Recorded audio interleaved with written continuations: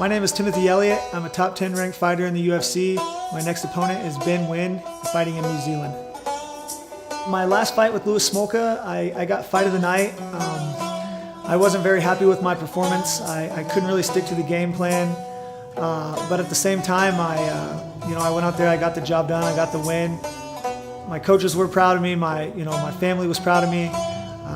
This was the first time in any of my UFC fights where Dana White actually brought me back into the company office and told me that he was impressed with the fight and said that you only get to see a few fights like that in a lifetime. So even though I was a little down on myself, I ended up getting the $50,000 fight of the night bonus, and now it's on to the next one.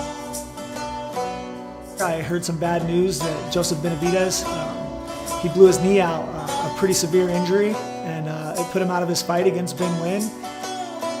Coach Follis made some phone calls, called me back 10 minutes later, and they put me in replacement for Joe B so that the fight could go on.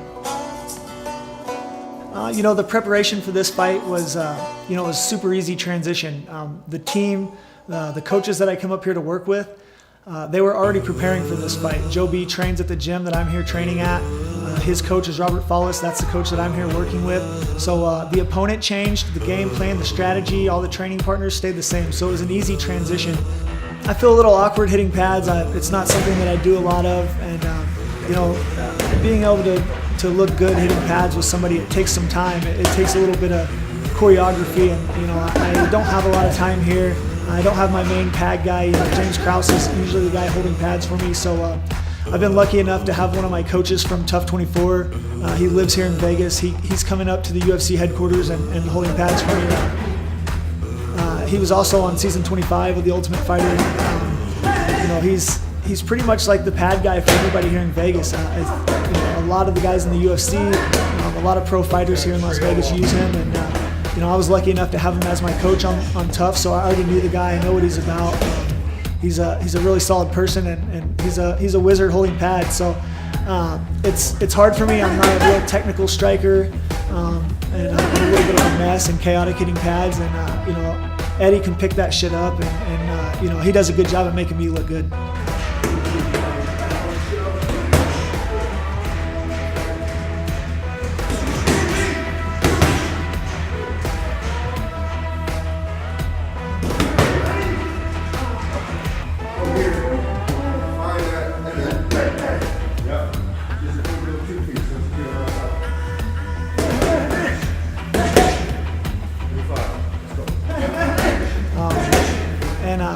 To prepare for this fight, I only had 3 weeks. It's not a lot of time. My coaches assured me that I can beat this guy with the skill set that I have right now. So the focus on this camp was to get in good shape. Be prepared to go 3 hard rounds and push it for 3 hard rounds. How he could prepare for me in 3 weeks, I'm not sure. It's a totally different fight. I fight nothing like Joseph Benavidez.